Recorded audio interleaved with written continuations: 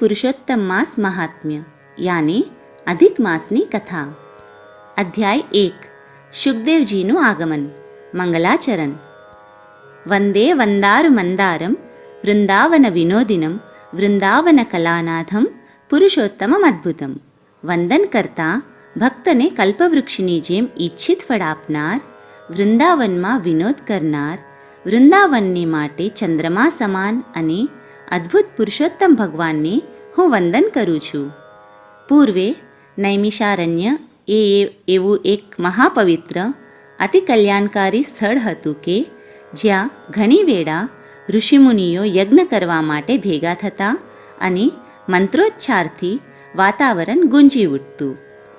નૈમિષારણ્ય એટલે એક નિમિષ પણ પ્રભુના નામ સ્મરણ વગરની ના જાય। આ પવિત્ર સ્થળમાં વસનારના મુખે નિરંતર પ્રભુનું નામ સાંભળવા મળે। એક સમયે ઋષિમુનિઓના સમૂહે નૈમિષારણ્યમાં મહાયજ્ઞ યોજવાનો નિર્ધાર કર્યો। યજ્ઞનો સંકલ્પ કરનારાઓમાં મુખ્યત્વે અગસ્ત્ય, શુક્રાચાર્ય, ગાલવ, આસિત, જૈમિની, શૌનક, ભારદ્વાજ, કૌંડિન્ય, ગૌતમ, ઉદાલક, શતાનંદ, કશ્યપ, જમદગ્નિ, અત્રિ અને જાબાલી હતા। શિષ્યના વિશાળ સમુદાય સહિત આ સર્વ તપસ્વીઓ એક શુભ દિવસે યજ્ઞાર્થે નૈમિષારણ્યમાં પધાર્યા। બધા શાસ્ત્ર નિપુણ અને સર્વ વેદોમાં પારંગત હતા।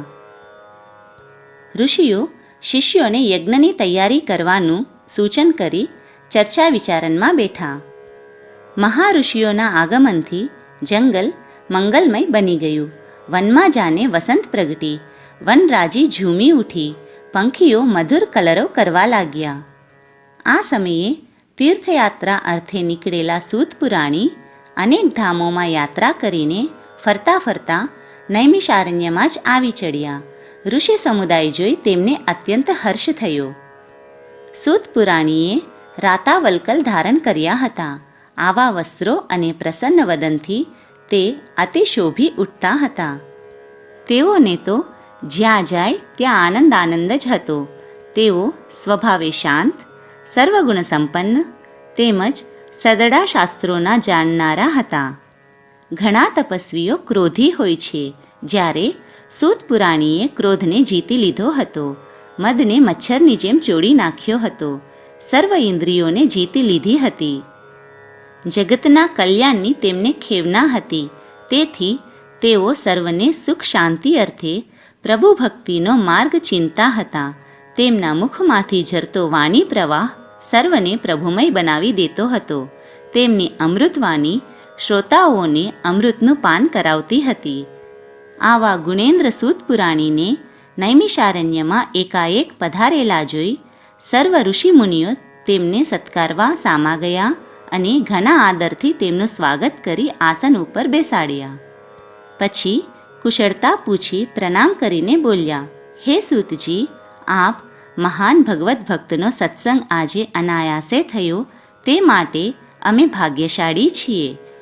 આપના દર્શનથી અમે પાવન થયા છીએ અને આપની કથાનું પાન કરીશું ત્યારે અમારા આનંદની અવધિ નહીં રહે। વળી આપ વ્યાસના શિષ્યોમાં શિરોમણી છો, તેમજ ગુરુ પ્રતાપે આપ વ્યાસના વચનોના જ્ઞાતા છો। અજ્ઞાનરૂપી અંધકારમાં અથડાતા જીવોને આપે જ્ઞાનરૂપી દૃષ્ટિ આપીને ભવાટવીમાં અટવાતા બચાવ્યા છે। આપની કથાઓનું અમે ઘણી વેળા પાન કર્યું છે, પણ હજુ ધરાયા નથી અને આજે પણ આપના મુખેથી ઉત્તમ કથા સાંભળીશું। અમારી ઈચ્છા છે કે આજે આપ એવી કલ્યાણકારી કથા કરો। સર્વ ઋષિમુનિઓમાં શૌનક મુનિએ કથા માટે ઘણો આગ્રહ કર્યો। વિનંતી કરી એટલે પ્રસન્નચિત્ત સૂતજી બધાયને શાંત રહેવાનું કહી વધ્યા। હે ઋષિમુનિઓ, તપસ્વીઓ, સાંભળો। ઘણા સમયથી મને તીર્થયાત્રા કરવાની પ્રબળ ઈચ્છા હતી, એટલે હું એક પવિત્ર દિવસે મારા આવાસેથી યાત્રા અર્થે નીકળી પડ્યો। માર્ગમાં પ્રથમ પુષ્કર નામે પવિત્ર તીર્થ આવ્યું। ત્યાં સ્નાન કરી, ધ્યાન ધરી, સંતો સાથે સત્સંગ કરી, યાત્રાળુઓને સદબોધી 2 દિવસ પછી મથુરા ગયો. ત્યાં દેવદર્શન અને ભજન કીર્તન કરી યમુના સ્નાન કરી પવિત્ર કાશી નગરીમાં ગયો. ત્યાં સંત મહંત અને વિદ્વાનો સાથે સત્સંગ કરી દેવદર્શન અને પૂજા પાઠ કરી ઘણો સમય વિતાવ્યો. ત્યાં મણિકર્ણિકાના ઘાટ ઉપર સ્નાન કરવું એ પણ એક પુણ્ય છે. પવિત્ર ગયાજી ક્ષેત્રમાં પિતૃનું તર્પણ કરવાનું હતું એટલે ત્યાં જઈ વિધિ પતાવી બીજા તીર્થક્ષેત્રમાં ગયો. ત્યાંથી ધર્મ ધ્યાન કરતો બદરિકાશ્રમ ગયો. ત્યાં મહાપુરુષોના સત્સંગથી ખૂબ જ આનંદ થયો.